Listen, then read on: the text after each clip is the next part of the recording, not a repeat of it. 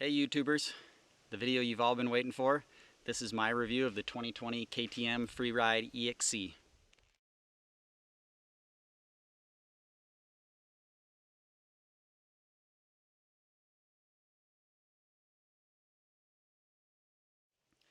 Okay, so this is going to be a very comprehensive review. A couple things to it. My criticisms of this bike are mostly going to be from an advanced rider's perspective, and I will show you the benefits to beginner riders.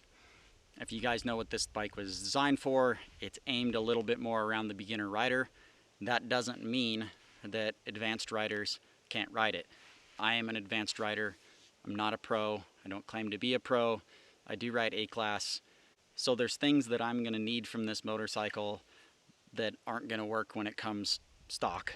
And there's going to be a lot of things that are amazing for this motorcycle for somebody that buys it as a beginner or is just going to putt around on it with their kids or something like that.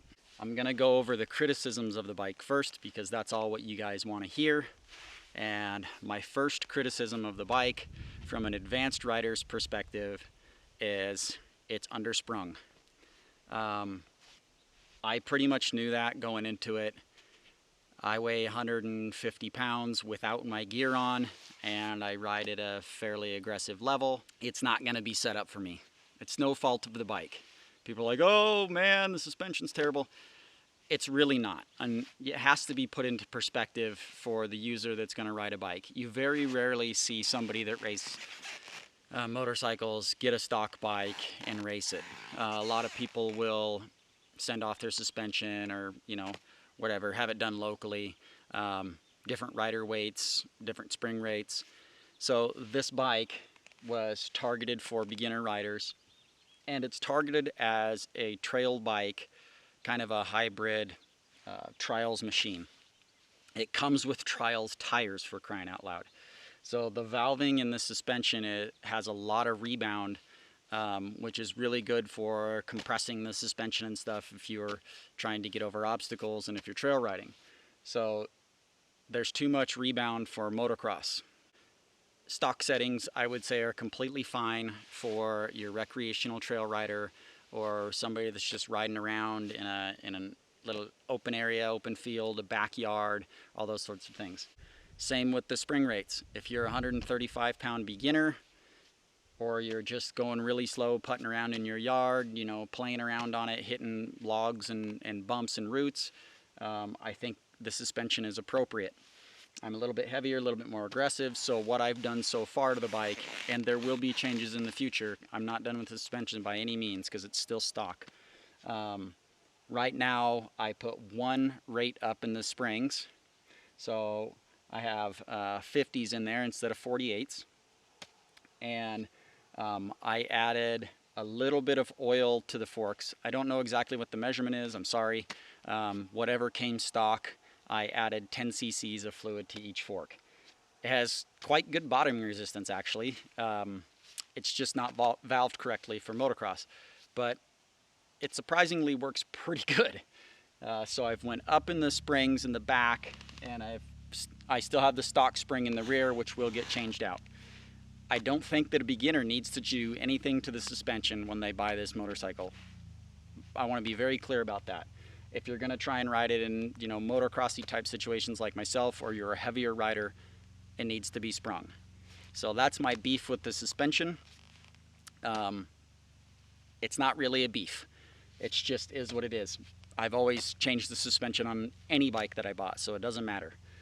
One design beef, or not design beef, but handling beef I have with it is that because I'm, once again, not riding it for what it was really designed for, the steering head angle isn't correct for motocross, or because the battery weight is higher, it steers differently than a motocross bike. It's not a motocross bike. I'm trying to use it for motocross. So once again, it's not necessarily a bad thing. The bike does carry the weight up high. The battery weighs 63.5 pounds. I measured it with my bathroom scale. The weight is carried up above right here where a fuel tank would be. And the way that I could kind of describe it to you guys is it's like having a KTM 450 E-XC with a 20-liter fuel tank on it. It carries the weight up higher like that, and it makes it kind of steer like that at lower speeds. That's really the best way that I can describe it. If you guys haven't ridden a bike with a huge fuel tank on it, you won't understand. The difference is you can slide forward on the seat on this bike where you can't because you have that big tank in front of you. So when you're riding this bike, you have that kind of, we'll say, sluggier steering feeling, that little bit of a top-heavy feel, but you can move forward on the bike a lot. And that's been a little bit tough for me to adapt to in slippery corners. I come in and I'll knife the front end a little bit because I like to get too far forward on it. So that's been a little bit of an adaptation for me. These bikes are not lighter than gas bikes. This bike, to my knowledge, weighs 244 pounds.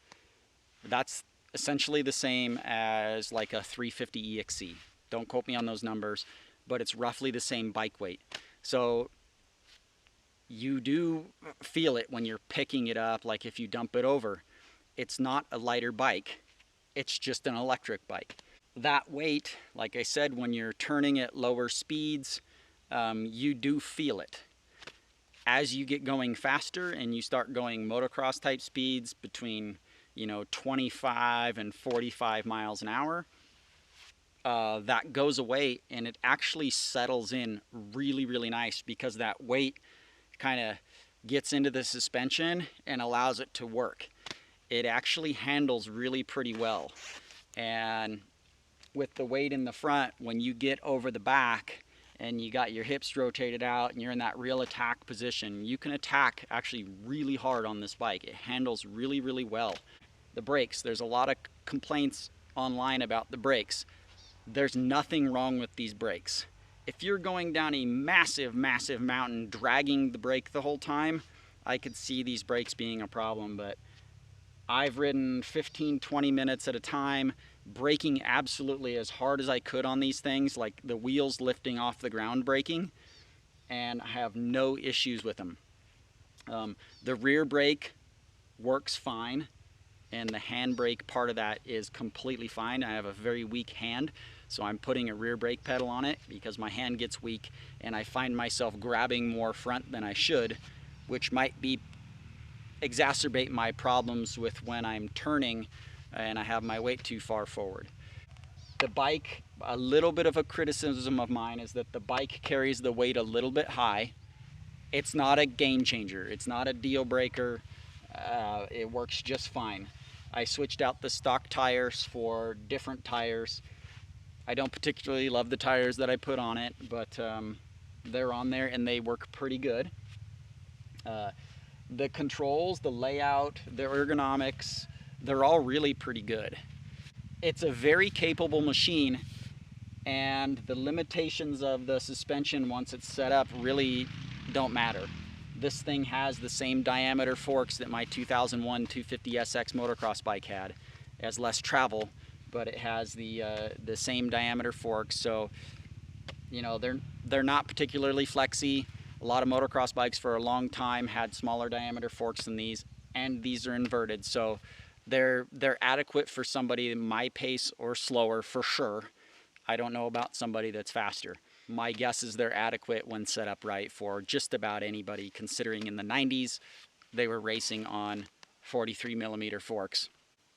Biggest complaint on this bike, period, is the fact that the triple clamps are only single pinch. So the front end of this bike is essentially borrowed from the 85SX.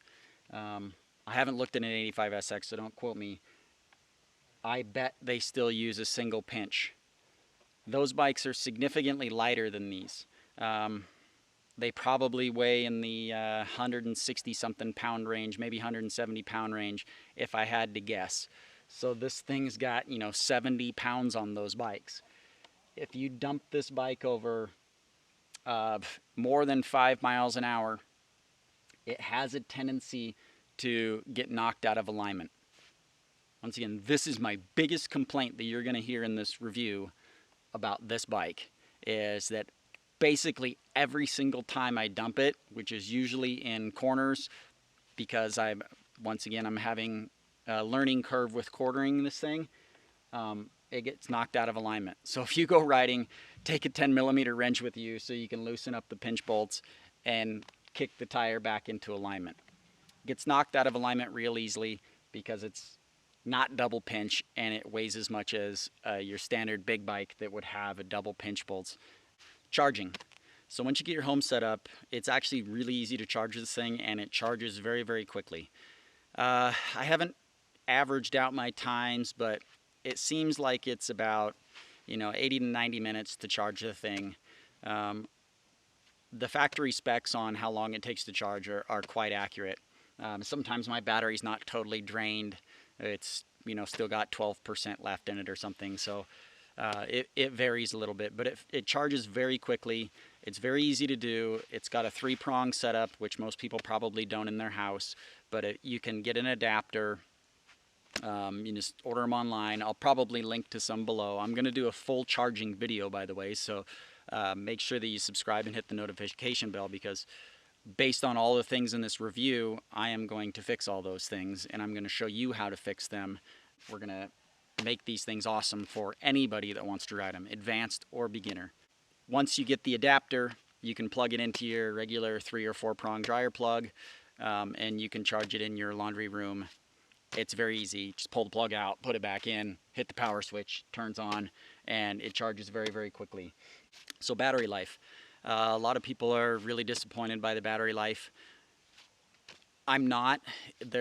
You got to keep it in perspective.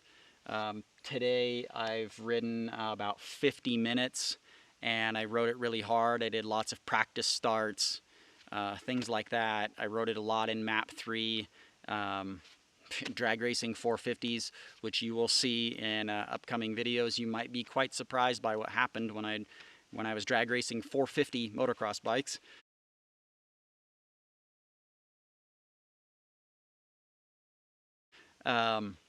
So a lot of heavy use on the battery today, and right before this video I dropped it down into the red, which means that I think it has like 15% left. And so that was probably about 14 miles and I think about 50 minutes. That's pretty appropriate. That's long enough for me to ride 2 amateur motos and motocross, and at the throttle that I use today, that would be about what I would use in a motocross race, maybe even more, because the starts are definitely probably juice draining. So I think the battery life is appropriate.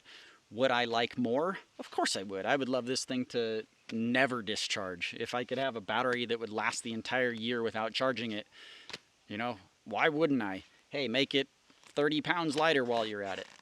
I'm not terribly disappointed in it. I think it's appropriate. If you use this the way KTM markets the motorcycle, which is, near your home, or if you trailer it somewhere and you're riding it in a little riding area that's, say, 20 acres, and you're not too far from the track or the truck, I feel like it's totally appropriate and not a disappointment. If you're going to use this bike to go adventuring out in the trails as your primary bike, no, it's not going to work correctly for you. It has a indicator gauge, and as long as you know what the green lights mean, which it shows you underneath the gas tank, you're not going to have any trouble, because you can go out and you're like, oh, I'm out and I'm at 50% battery. I better head back to the truck. So it won't get you a super long ways, but that's not what it's designed for. It's not a long distance trail bike. It's not a desert racing bike. It's a close quarters bike, and I think it's fine for that. This bike in the future, I have no doubt, is going to get more advanced battery technology. This platform is not going away from KTM. The Freeride platform has been around since like 2010. They've been making them like crazy since 2013. 2-stroke 250 version, there's a 4-stroke 250 version, and there's a 4-stroke 350 version of this bike. So there are tons of these out here. They all use almost all the same parts. There's lots of Freerides out there. There's parts for these things.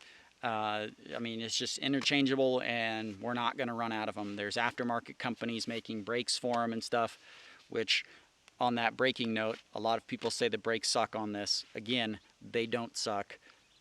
They're not Brembo units, but you know, they work pretty good. The brakes were updated in 2018. So far, I'm not having any problems with these brakes. This is my first review. I have 119 miles on this bike and 8.4 hours so far. So I believe I've charged the battery. Today was the 5th time. So actually 4.5 times, because it was only about half when I charged it to come out today, but I wanted a full battery today because I was going to do some testing.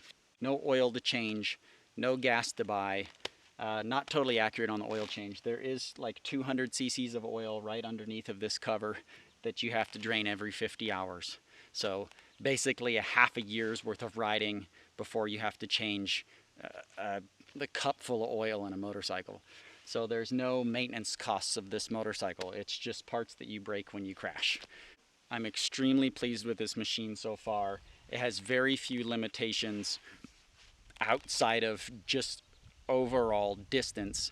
I'm gonna motocross race it. I'm having a tremendous amount of fun on it.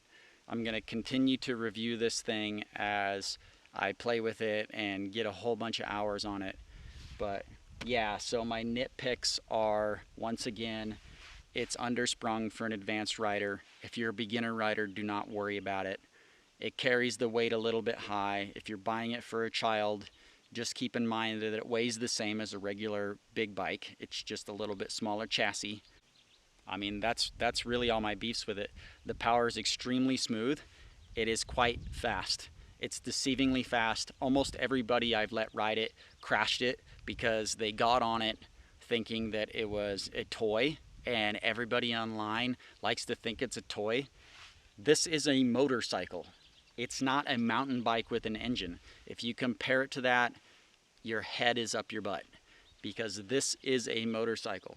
It produces 24.5 horsepower, 31 foot-pounds of torque, and that doesn't mean a lot to a lot of people, but it's faster than a 125 was in the 90s and 2000s. It doesn't produce quite as much horsepower, but it has like 2.5 times the torque of a 125 motocross bike, like a good 125 motocross bike.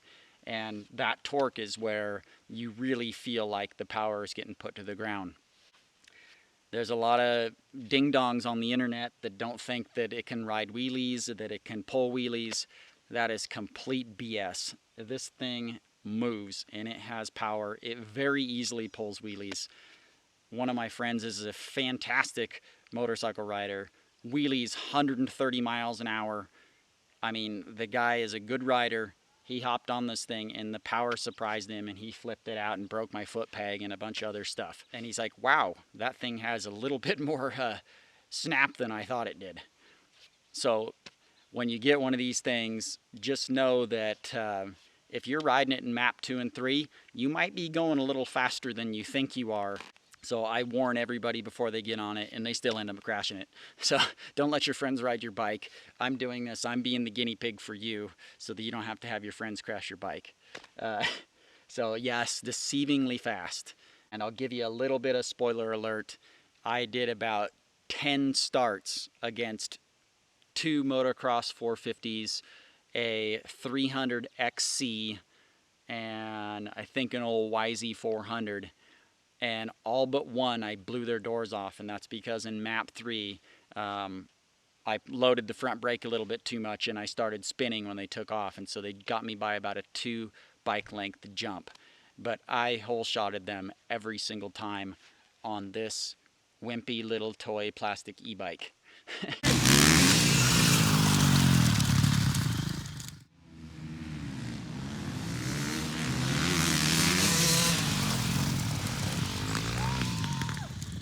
It's not wimpy. It is fast. Everybody that rides it thinks it's fast. I have not had one person ride it that didn't think it was awesome and didn't think it was fast or thought that it handled bad. The people that are saying that online either haven't ridden one, they don't know how to set it up because they're a bunch of noobs, and that's fine. but don't be critical of something that you don't know how to make work correctly. Very, very cool motorcycle. I have no buyer's remorse. This is the most fun I think I've probably ever had on a motorcycle. Two-stroke 250s in sand or in the dunes really is the experience of a lifetime for me. I would do that every day if I could. I love hitting big, huge, wide open sand loops. I love flying 100 plus, 150 feet over humongous jumps. I love that. I love the sound of the 252 stroke. I love the smell, especially if they run 927, which I don't usually run. But I love those smells. I love those sounds. I love that pole. I love that super explosive power. But I don't have those conditions where I live. Most of those places that I used to ride at are shut down. And so this e-bike is giving me the experience, the best experience that I can possibly have for the conditions that I have to ride in. And I hop on this thing dang near every single day. I can hop on it. I can ride it in my driveway while my neighbors are sleeping and nobody says a thing. Every time I take it somewhere, people approach me to ask what it is or look at it, take photos of it. It is a magnet, and it is a kid magnet too. Kids absolutely love this thing because they're not intimidated by the sound. There's no animosity towards this motorcycle whatsoever from anybody. I rode past a lady walking a dog with it, and she never even turned her head. It just doesn't have the animosity towards it as a gas bike does. Absolutely game-changing for our sport. There are some drawbacks to that I won't get into because it'll make this way too long. But the fact that our riding areas are closing, the fact that a lot of us live closer to kind of metropolitan areas where there's just not a lot of space. We don't have big cornfields or something to build practice tracks in. This is amazing. You can get out, you can ride, you can have a real motorcycle underneath of your body, and you can really work on your body position and stuff because you have no clutch and gears to occupy your brain space. You just get on it, you can practice your turns, your body position, rolling the throttle on smooth, and all those things will translate and make you a better rider. And then when you get on your gas bike that has a clutch and gears, you already have this really good habits for your body position that will translate, and then you won't be thinking about those. Then you can work on your clutch and your gears. So you don't need to work on everything all at once to have a really good training tool. There's a lot of top riders that have ridden these things. Currently, Maximus Voland is playing around on one of these things. Top like super mini rider, probably the fastest 125 rider in the United States right now, qualified #1 at straight rhythm, ended up crashing so he didn't get to race. But this kid is freaking amazing, and he's riding one of these things in stock trim as far as I can tell. And you have Josh Hill, who was riding an Alta, helped him develop it. At the time, he'd broken his leg doing a backflip, and his foot doesn't really work very well for shifting. Apparently he's got it working good because he's racing Supercross at top level. But he credits the electric motorcycle for making him love motorcycles again. And he went straight into racing Supercross with like very little training. There's people out there on these things. Michael Lindsay, I'll link to some of these people in the description. Michael Lindsay said that this is fantastic. Not this bike, but once again talking about the Alta. It's the same type of thing. It's this smooth electric power delivery. You just ride it. It's very fast. You can focus on throttle control and body position. It just makes you a better rider. This motorcycle is making me a better rider. I am riding it very, very fast. Is it as rad as something like the Alta was for motocross? No, but it's a fantastic training tool for me in my tight little quarters where I live. And when I get to the motocross track, I'm going to have all the jumping experience, all the slippery ruts and rocks and all these sorts of things that I'm going to encounter in a race on probably this bike, but maybe also on my bigger bike, I'm going to have experience with all those things under my belt. You know, we're in this COVID-19 thing right now. You know, all these other people that didn't ride and weren't riding their gas bikes, I have all this experience underneath of me now, and it's just going to make me that much better. I'm extremely, extremely pleased with this. If you can find one, I would encourage you to buy one. They run $10,400 brand new. The dealer is going to have the freight on that. That's not a BS charge. That is a real charge. It's $450. The dealer might make you a break on that. I don't know. But if you can find these things, they're basically an $11,000 motorcycle. That's what motorcycles cost these days. This isn't the 90s anymore, people. They cost $10,000 now, period. Any cool bike costs $10,000. If you've got the money and you want a nice little training tool that you can ride around in your yard and not piss off your neighbors or whatever, I highly, highly recommend the 2020 KTM Freeride E-XC. Hope that was helpful. Continue to watch the channel. Like I said, we're going to be doing lots of things on this channel with this motorcycle. I'm going to be riding this motorcycle very fast, and I'm going to be hitting some big jumps when I can find them. So you're going to want to watch. I appreciate your guys' time and for watching all my videos. And I really, really do appreciate that, and I appreciate all of you. I also appreciate your comments. Some of them I don't. The noobs that don't know anything, I don't really appreciate theirs. But hey, they're trying to learn too, so we're not going to give them too much grief. Thanks for watching. You guys take care. Aloha.